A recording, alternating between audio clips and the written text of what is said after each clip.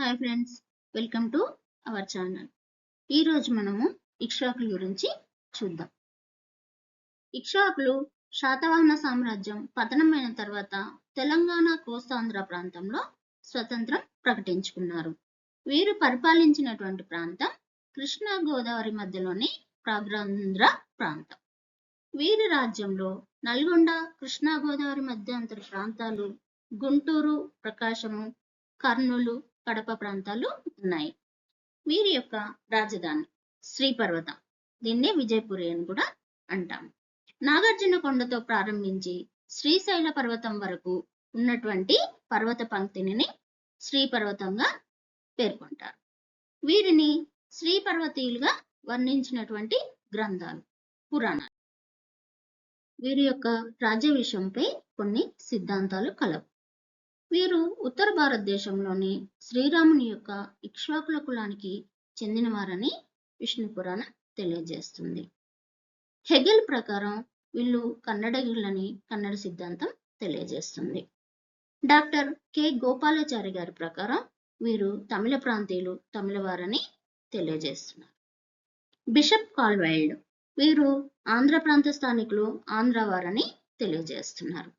Bishop Caldwell comparative grammar to Dravidian languages అనే తన గ్రంథాన్ని ఆధారం చేసుకొని ఈ సిద్ధాంతాన్ని ప్రతిపాదించాడు. ఇక్ష్వాకులు ఆంధ్రులు అనడానికి కొన్ని కారణాలు ఉన్నాయి. అవేంటో ఇప్పుడు చూద్దాం. ఇక్ష్వాకులు తమ పేర్లలో దక్షిణాది పదాలను ఉపయోగించారు. ఉదాహరణకు అడవిసిరి, కండ, చెలికే, బాపి మొదలుగున వంటి పదాలు. సెకండ్, మేనత్త కుమార్తెను పెండ్లాడేటటువంటి దక్షిణాది ఆచారాన్ని అనుసరించారు.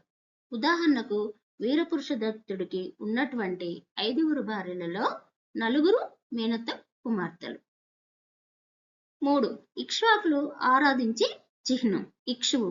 ఇక్షువు అనగా చెరుకుగడ. 4, నాగార్జున కొండలో వీరి గురించి తవ్వకాలు జరిపినటువంటి ప్రముఖ ఆంధ్ర పురావస్తు శాస్త్రవేత్త ఆర్ సుబ్రహ్మణ్యం. వీరి యొక్క ఆధార శాసనాలు: 1, నాగార్జునకొండ శాసనం, 2, జగ్గయ్యపేట శాసనం, 3, రెంటాల శాసనం, 4, కేసానపల్లి శాసనం. ఇక్ష్వాకుల యొక్క రాజులు మొత్తం 4. వశిష్ఠిపుత్ర శ్రీశాంతములుడు, మాటరీపుత్ర వీరపురుషదత్తుడు, వష్మీభట్ట ఇహువల శాంతములుడు, మహాదేవి రుద్ర పురుషదత్తుడు. వశిష్ఠిపుత్ర శ్రీశాంతములుడు గురించి చూద్దాం. ఇతను ఇక్ష్వాకుల యొక్క రాజ్య స్థాపకుడు. ఇతని యొక్క పరిపాలనా కాలము క్రీస్తు శకం 225 నుంచి 245 వరకు జరిగింది. ఇతనికి శాంతశ్రీ, హార్మశ్రీ అనే సోదరీమణులు ఉన్నారు. అడవి శాంతిశ్రీ అనే కూతురు, వీరపురుషదత్తుడు అనే కుమారుడు కలరు. రాజ్య విస్తరణగాను ఈ రాజు మొదటిసారిగా వైవాహిక సంబంధాలను నెలకొల్పాడు. ఉదాహరణకు చూసినట్లయితే తన సోదరి శాంతశ్రీని గుంటూరు జిల్లా పాతనాడు పాలకుడు అయినటువంటి పూగీయుడు వంశానికి చెందినటువంటి స్కందశ్రీతో వివాహం జరిపించాడు. కూతురు అడవి శాంతిశ్రీని మహాతలవరి, మహాసేనాధిపతి అయినటువంటి ధనిక రాష్ట్ర తెనాలి, రేపల్లె ప్రాంతాల రాజైనటువంటి స్కంద విశాఖనుతో వివాహం జరిపించాడు. కుమారుడు వీరపురుషదత్తుణ్ణి శకరుద్రదుమ్ని కుమార్తె అయినటువంటి రుద్రభట్టారికతో వివాహం జరిపించాడు. శ్రీశాంతమూలునికి సంబంధించినటువంటి ఆధారాలు బయటపడిన ప్రాంతం నల్గొండ జిల్లాలోని ఫణిగిరి అనే ప్రాంతం. ఈ రాజు లక్షలాది గోవులను, నాగళ్లను, భూములను దానం చేసి లక్షలాది రూపాయలను కూడా వ్యవసాయ అభివృద్ధి కోసం ఖర్చు చేశాడు. అందుకే ఇతనికి ఇచ్చినటువంటి బిరుదులు: 1, శతసహస్రహాలిక, గోశతహస, మహాదానపతి, మహారాజు అనే బిరుదులు కలవు. ఇతని పాలనా కాలంలోనే రోమన్ల ఇంజనీర్ల సహకారంతో విజయపురిలో ఈ రాజు ఒక స్టేడియాన్ని నిర్మించినట్లుగా ఆ స్టేడియం బయట కవచము, ఉష్ణీవం ధరించినటువంటి సిథియన్ ద్వారపాలకుడు ఉన్నట్లుగా ఆధారాలు లభించాయి. ఇతడు ఇక్ష్వాకుల్లోనే మొదటిసారిగా మహారాజు అని బిరుదును పొందినటువంటి వ్యక్తి. ఇతడు మాటరీదేవి అనే బ్రాహ్మణ స్త్రీని వివాహం ఆడాడు. ఈ రాజు మహాసేన విరూపాక్షుణ్ణి, స్కంద కార్తికేయుణ్ణి, సుబ్రహ్మణ్య స్వాములను పూజించాడు. ఇక్ష్వాకులలో రెండో రాజు అయినటువంటి మాటరీపుత్ర వీరపురుషదత్తుడు గురించి చూద్దాం. ఇతడు ఇక్ష్వాకుల అందరిలోనే అగ్రగణ్యుడు. ఇతని యొక్క పాలనా కాలాన్ని మహాయాన బౌద్ధ చరిత్రలోనే స్వర్ణయుగంగా మనం పేర్కొనవచ్చు. నాగార్జున కొండను దక్షిణ గోయగా పేర్కొంటారు. హీనయానంకు బుద్ధగయ ఎలాంటిదో మహాయానంకు శ్రీపర్వతం కూడా అలాంటిదే. ఇతడు మొదట వైదిక మతస్థునిగా ఉండి తన మేనత్త అయినటువంటి శాంతశ్రీ ఒత్తిడి మేరకు బౌద్ధ మతాన్ని స్వీకరించాడు. ఈ రాజు తన కూతురు కొడబలసిరిని కర్ణాటక రాష్ట్రానికి చెందిన బనవాసి ప్రాంత మహారాజు శివస్కంద నాగశాతకర్ణికి ఇచ్చి వివాహం చేశాడు. ఇతని మేనత్త అయినటువంటి శాంతశ్రీ నాగార్జున కొండ వద్ద ఒక మహాచైత్యంను నిర్మించింది.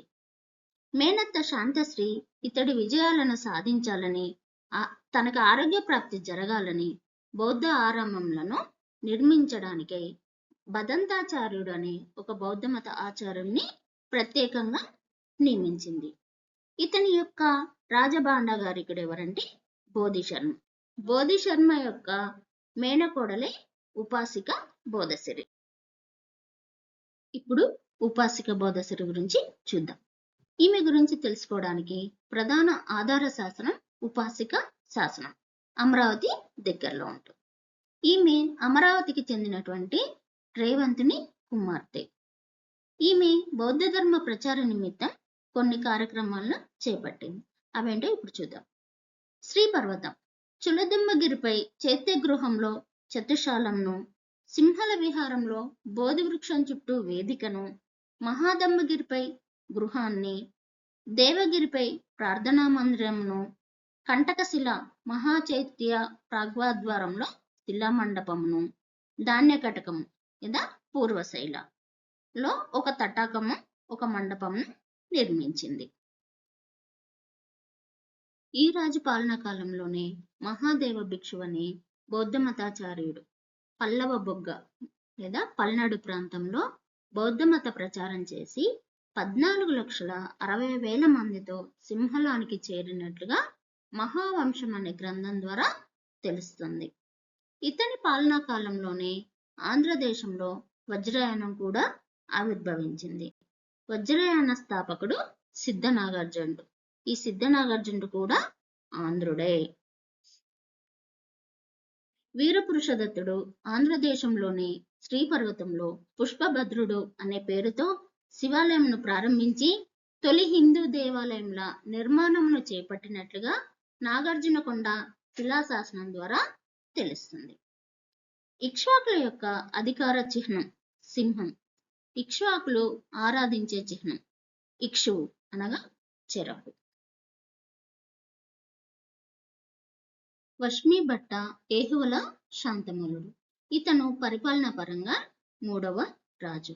ఇతని యొక్క పరిపాలనా కాలము క్రీస్తు శకం 265 నుంచి 290 వరకు. ఇతడు ఇక్ష్వాకుల్లోనే ఎక్కువ సంవత్సరాలు పరిపాలించినటువంటి రాజు. ఇతను దక్షిణ భారతదేశంలోనే మొదటిసారిగా సంస్కృత శాసనములను వేయించాడు. తన తండ్రి ప్రారంభించిన పుష్పభద్ర ఆలయంను కూడా పూర్తి చేశాడు.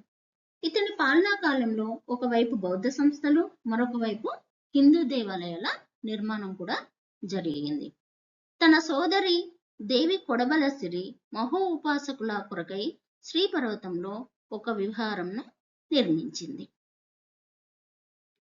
ఇతని సేనానైనటువంటి ఎలిసిరి కుమారస్వామికి సర్వదేవాదివాసం అనే పేరుతో ఆలయ నిర్మాణం చేపట్టారు.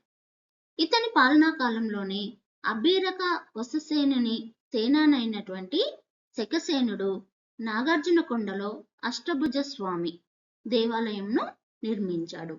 ఇది దక్షిణ భారతదేశంలో తొలి విష్ణు దేవాలయం.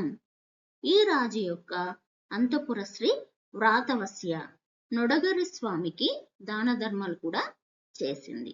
ఇతని భార్య మహాదేవి బహుశ్రుతీయ అనే బౌద్ధ శాఖ వారికి నాగార్జునకొండలో ఒక విహారంను కూడా నిర్మించి ఇచ్చింది. రుద్రపురుషదత్తుడు ఇతను పరిపాలనా పరంగా 4వ రాజు, చివరి రాజు కూడా ఇతడే. ఇతని యొక్క పరిపాలనా కాలము క్రీస్తు శకం 290 నుంచి 300 వరకు. ఇతడే చివరి రాజు. ఇతను తన తల్లి సిరివమ్మ భట్ట మరణ స్మృతిగా ఛాయాస్తంభాలను వేశాడు. ఈ రాజుని పల్లవ సింహవర్మ సంహరించి రాజ్యాన్ని ఆక్రమించడంతో ఈ రాజ్యం అంతమైనది. ఇక్ష్వాకుల యొక్క పాలన వల్ల చరిత్రకు దక్కినటువంటి ఫలితం. వీరు శాసనాలపై సంవత్సరాలను ప్రస్తావించే ఆచారంను ఆంధ్రదేశంలో వీరి నుండి ప్రారంభమైంది. వీరి పాలనా కాలం నుండే కట్టడ నిర్మాణాలపై శిల్పుల పేర్లను లిఖించే ఆచారం కూడా ప్రారంభమైంది. వీరుల విగ్రహాలను పూజించే ఆచారము వీరి కాలం నుండే అమల్లోకి వచ్చింది. వీరి పరిపాలనా ప్రాంతమైన నాగార్జునకొండ గురించి చూద్దాం. నాగార్జునకొండను క్రీస్తు శకం 157 ఏడీలో టాలమీ అనే ఈజిప్ట్ యాత్రికుడు సందర్శించాడు. వీరు నాగార్జునకొండ నుంచి చైనాతో వ్యాపారం చేసేవారు. నాగార్జునకొండ చైత్యగృహంలో తూర్పు దిక్కుగా పూర్వశైల చైత్యము, పడమర దిక్కున అపర శైల చైత్యములు ఉన్నాయి. వీరి కాలంలో నాగార్జునకొండ గొప్ప విద్యా కేంద్రంగా, ఇచ్చట గొప్ప విశ్వవిద్యాలయము, కొలను, భవనాలు మొదలగున్నవి త్రవ్వకాలలో కూడా బయటపడ్డాయి. కవచము మరియు ఉష్ణీవం ధరించినటువంటి ద్వారపాలకుని చిత్రం కూడా బయటపడింది. ఇది శకరాజులతో ఉన్నటువంటి సంబంధాలను తెలుపుతుంది. పల్లవుల కాలంలో నాగార్జునకొండ భవనాలు ధ్వంసం చేయబడ్డాయి. శంకరాచార్యుడు బౌద్ధ మతస్థులను ఓడించి వారి యొక్క ఆస్తులను స్వాధీనం చేసుకుని ఈ విజయ సూచకంగా కొండ దిగున కృష్ణా నది ఒడ్డున దుర్గాదేవి గుడిని, హనుమంతుడి దేవాలయాన్ని నిర్మించాడు. నాగార్జునకొండ వద్ద వీరపురుషదత్తునికి సంబంధించినటువంటి కొన్ని శిల్పాలు లభించాయి. అవేంటో చూద్దాం. మొదటి శిల్పం బుద్ధుడు స్వర్గం నుండి భూమికి దిగు వస్తున్నట్లుగా ఉన్నటువంటి శిల్పము. రెండవ శిల్పము రాజు బుద్ధునికి సాష్టాంగ దండ ప్రమాణం చేస్తున్నట్లుగా ఉన్న శిల్పము. మూడవ శిల్పము రాజు తన కాలుతో నాగుపాము చుట్టుకుని ఉన్నటువంటి శివలింగాన్ని తోసివేస్తున్నట్లుగా ఉన్న శిల్పము. ప్రత్యేక శిల్పము 8 మంది అనుచరులతో సన్యాసాశ్రమాన్ని స్వీకరించినట్లుగా ఉన్న శిల్పాలు లభించాయి. Thank you friends. మీకు ఈ టాపిక్ నచ్చినట్లయితే ప్లీజ్ లైక్ చేయండి అండ్ షేర్ చేయండి. Thank you all.